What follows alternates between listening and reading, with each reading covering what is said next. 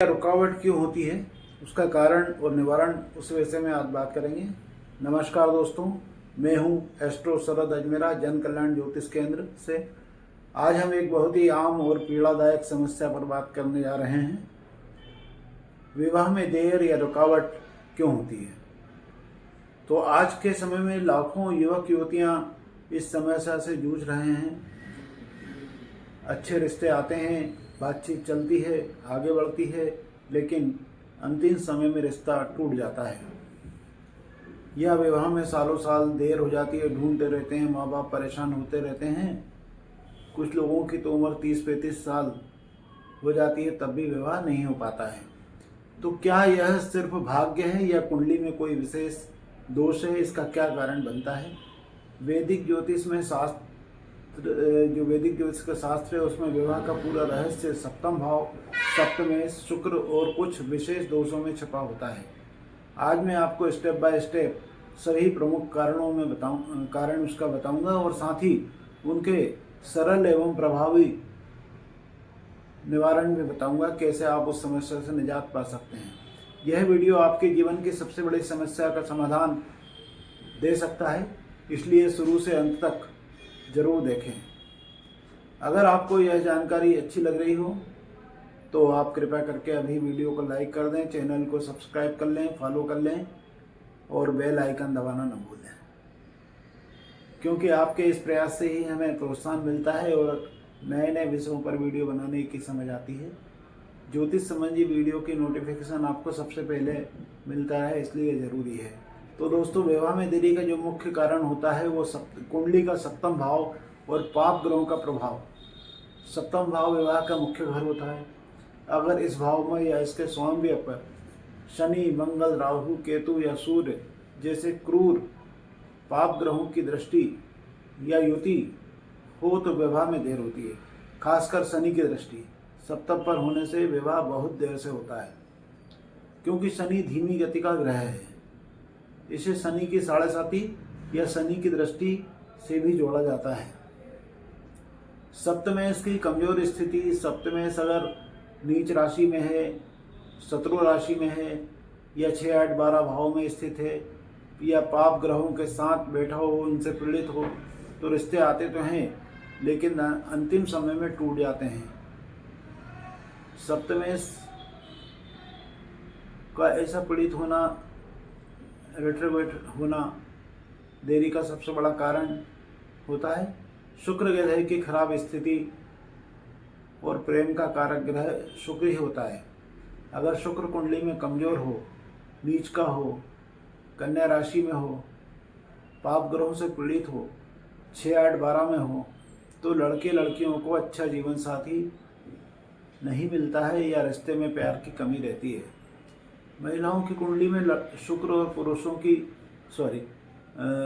की कुंडली में शुक्र और महिलाओं की कुंडली में गुरु का कमजोर होना विवाह में रुकावट डालता है। एक होता है मांगलिक दोष। यह सबसे प्रसिद्ध दोष है, सभी लोग जानते हैं, आप लोग भी जानते होंगे। अगर लग्न से प्रथम, चतुर्थ, सप्तम, अष्टम या द्वादश भाव में मंगल बैठा होता है तो मांगलिक दोष लगता है। इससे रिश्ते जल्दी टूटते हैं। विवाह के बाद कलह होता है।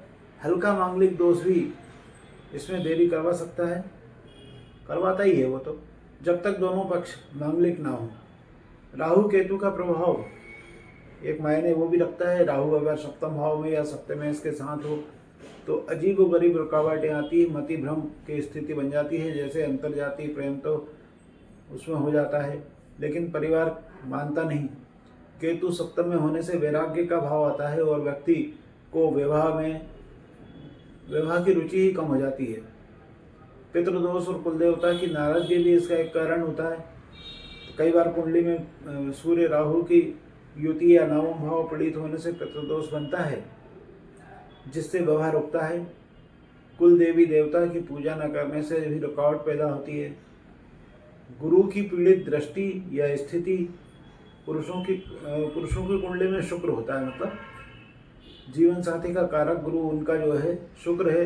तो अगर शुक्र कमजोर हो तो अच्छी लड़की नहीं मिलती है। महिलाओं में गुरु होता है, संतान सौभाग्य कारक होता है।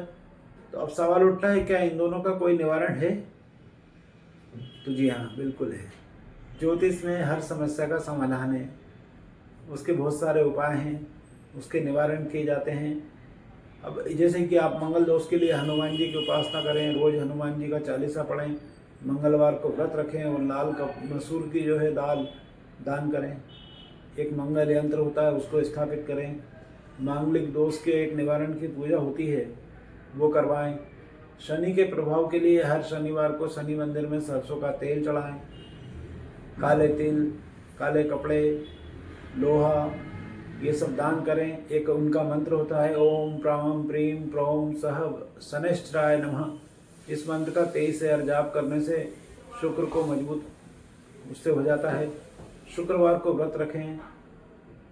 सफ़ेद वस्त्र, इत्र, चावल, दूध दान करें। हीरा या ओपल धारण करें। अच्छा, हीरे ये जो रत्न पहनते हैं उसके लिए आप ज्योतिष की सलाह जरूर ले लें, बिना उसके नहीं पहने। ओम शुम शुक्राय नमः मंत्र का जाप करें। राहु केतु के लिए क्या करना है? राहु के लिए दुर्गा सप्तशती का पाठ करना है। केतु के लिए गणेश अर्थवसी स्मरण है। राहु केतु शांति की पूजा करवाना है। सामान्य उपाय क्या है? रोज सुबह सूर्य को जल अर्पित करना है। माता पार्वती और भोलेनाथ की पूजा करना है। हे गौरी शंकरार्धांगिनी यथा त्वं शंकर प्रिय मंत्र, ये मंत्र होता है, इसको पढ़ें। कुंवारी कन्याओं को पढ़ना चाहिए। सुहाग सामग्री दान करना चाहिए। पीपल के पेड़ की 108 परिक्रमा करना चाहिए। और विवाह योग्य उम्र में काले कुत्ते को रोटी खिलाना चाहिए। दोस्तों, मैंने अपनी प्रैक्टिस में सैकड़ों ऐसे केस देखे हैं जहां इन उपायों से 6 महीने से 1 साल के अंदर विवाह हो जाता है। एक लड़की थी, उसकी उम्र 34 साल हो गई थी। उसका सप्तमे शनि से पीड़ित था। फिर मैंने उसको शनि का उपाय बताया, शुक्र यंत्र धारण करवाया। 8 महीने के अंदर उनका विवाह अच्छे घर में हो गया। याद रखिए, ग्रह हमें देरी इसलिए करवाते हैं ताकि हमें सही और बेहतर जीवन साथी मिले।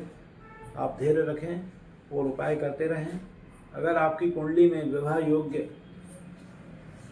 योग बनेगा, कैसे बनेगा, यह अगर जानना चाहते हैं तो आप मेरे ज्योतिष कल्याण केंद्र में संपर्क कर सकते हैं। अपना जन्म का विवरण आप दें, मैं आपकी कुंडली बनाकर उसका पूरा विश्लेषण करके आपको उसका सटीक समय और व्यक्तिगत उपाय मैं आपको बता दूंगा। दोस्तों, अगर यह वीडियो आपको उपयोगी लगा हो, अच्छा लगा हो, तो आप अभी लाइक कर दें, चैनल को सब्सक्राइब कर लें, बेल आइकन दबा दें और अपने दोस्तों रिश्तेदारों को ये शेयर जरूर कर दें ताकि उनकी भी अगर किसी कोई समस्या हो तो उनको भी समाधान मिल सके।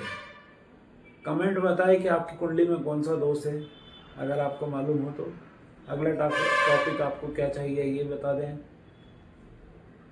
कमेंट में आप अपना जन्म तारीख और कहाँ समय और कहाँ आप का जन्म हुआ है वो लिख कर दें तो मैं आपकी कुंडली बना के देख लूँगा। नमस्कार दोस्तों, फिर मिलेंगे अगले वीडियो में नए विषय के साथ। जब तक धन्यवाद।